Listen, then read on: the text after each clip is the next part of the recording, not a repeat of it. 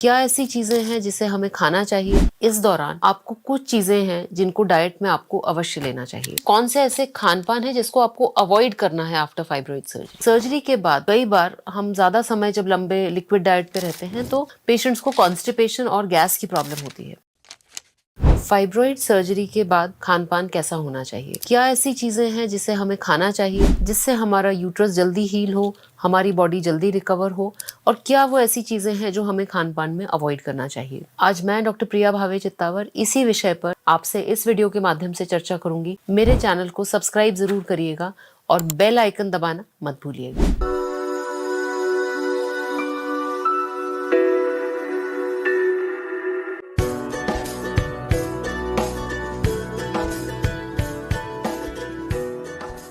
जब हम fibroid surgery की बात करते हैं तो इसे मायोमेक्टमी कहा जाता है और इसमें फाइब्रॉइड्स को निकाला जाता है और यूट्रस को प्रिजर्व किया जाता है। यूट्रस में कुछ स्टिचेस होते हैं जो कि धीरे धीरे डिसॉल्व होते हैं और 1 to 3 मंथ्स का पूरा प्रोसेस होता है यूट्रस की रिकवरी का और यूट्रस वापस अपनी जगह पर प्रॉपरली पहुंचने का। इस दौरान आपको कुछ चीजें हैं जिनको डाइट में आपको अवश्य लेना चाहिए। सबसे पहला है प्रोटीन। पर ध्यान रखिए, प्रोटीन आपको इस तरह से लेना है जो इजीली डाइजेस्टेबल हो, क्योंकि बॉडी अभी अभी सर्जरी से निकली है। तो यदि आप बहुत हाई प्रोटीन की ऐसी चीजें खाएंगे जो आप डाइजेस्ट नहीं कर पा रहे तो गैस और इनडाइजेशन इस तरह की आपको प्रॉब्लम्स हो सकती हैं। तो इनिशियली इजीली डाइजेस्टेबल प्रोटीन्स अपने डाइट में इंक्लूड करिए, जैसे मूंग की दाल है, दही है, और धीरे धीरे जैसे आप टॉलरेट कर पा रहे हैं वैसे वैसे आप अपना प्रोटीन का इंटेक बढ़ा सकते हैं। यदि आपका वजन 50 kg है तो आपको 1 ग्राम पर kg बॉडी वेट प्रोटीन की आवश्यकता है। तो इस तरह से आप अपने प्रोटीन का कैलकुलेशन करेंगे और एक ही मील में सारा प्रोटीन लेने की बजाय हर मील में उसको स्प्रेड आउट करिए। मानिए आपको 50 ग्राम प्रोटीन की आवश्यकता है तो हर मील में आप 15-15 ग्राम उसको डिस्ट्रीब्यूट करिए, जिससे ये बॉडी में एब्जॉर्ब होगा और एसिमिलेट होगा। दूसरा बहुत इंपॉर्टेंट है, खाने के अंदर फ्लूइड्स का अमाउंट अच्छा होना चाहिए। जब आप पानी और फ्लूइड्स अधिक मात्रा में लेते हैं तो इससे आपको कॉन्स्टिपेशन नहीं होता, बॉडी वेल हाइड्रेटेड रहती है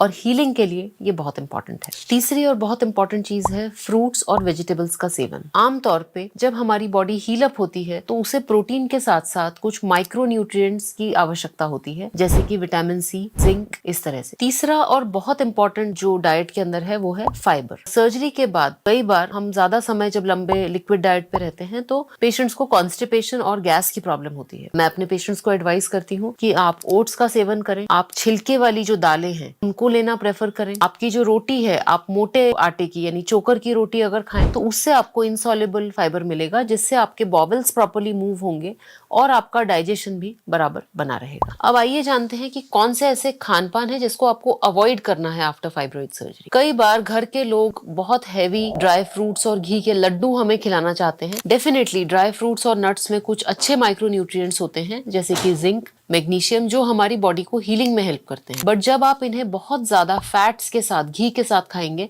तो इससे आपको बहुत ज्यादा कैलोरीज मिलती हैं। सर्जरी के बाद आपकी एक्टिविटी रिस्ट्रिक्टेड है, इससे आपका कहीं ना कहीं वजन बढ़ सकता है। तो ड्राई फ्रूट्स आप 5 से 10 से ज्यादा नहीं खाएंगे पूरे दिन में, और बहुत ज्यादा सैचुरेटेड फैट्स, घी और तेल का आप सेवन नहीं करेंगे। Absolute no is outside food. बाहर का जो खाना है, तला हुआ जैसे समोसे और कचौड़ी जिसमें कि ट्रांस फैट्स होते हैं, कोल्ड ड्रिंक्स जिनके अंदर की बहुत ज्यादा शुगर का अमाउंट होता है, ये सारी चीजें आपको सिर्फ एम्प्टी कैलोरीज देंगी और इससे आपका वजन तो बढ़ेगा परंतु आपकी हेल्थ के ऊपर इसका नेगेटिव असर होगा। और सर्जरी से जब हम हील कर रहे हैं तब हमें इस तरह की चीजों से बिल्कुल दूरी बनानी है। आशा करती हूँ कि आपकी फाइब्रॉइड सर्जरी से आप इन टिप्स के माध्यम से जल्दी रिकवर हो सकेंगी और जल्द ही आपका संतान सुख का जो सपना है वो पूरा हो सकेगा। धन्यवाद।